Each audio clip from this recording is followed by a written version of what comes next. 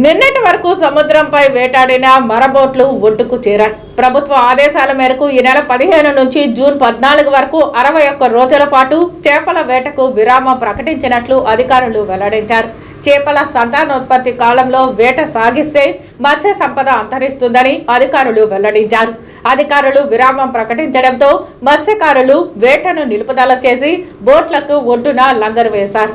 తిరుపతి జిల్లా గూడూరు నియోజకవర్గంలో సుమారు 1700 మరబోట్ల ద్వారా 10,000 మంది మత్స్యకారులు సముద్రంలో నిత్యం వేట సాగిస్తూ జీవనోపాధి పొందుతున్నారు. వాకాడుకోట, చిల్లకూరు మండలాల్లో 23 గ్రామాలకు మత్స్యకారులు వేట సాగిస్తుంటారు.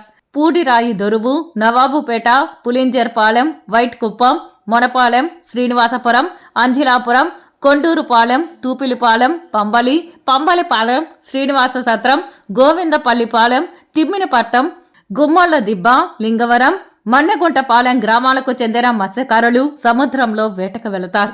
వేట నిషేధంతో వీరి బోట్లు తీరంలోనే ఉండిపోయాయి.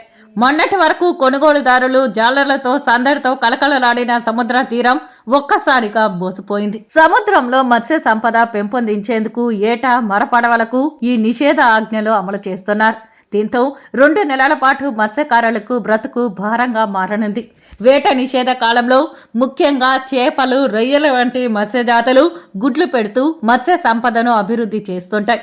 ఈ సమయంలో మరబోట్లు వేట వల్ల వాటికి తీవ్ర నష్టం జరుగుతుందని సంబంధిత అధికారులు తెలిపారు. మరబోట్ల ద్వారా సముద్రంలో వేట చేస్తున్నప్పుడు విడుదలయ్యే ఆయిల్ సముద్రంలో కలిసి చేపల గుడ్లు నాశనం అవుతాయి. గుడ్లు పెట్టే చేపలు వలలో పడి మత్స్య సంపద అభివృద్ధికి తీవ్ర ఆటంకం కలుగుతుంది.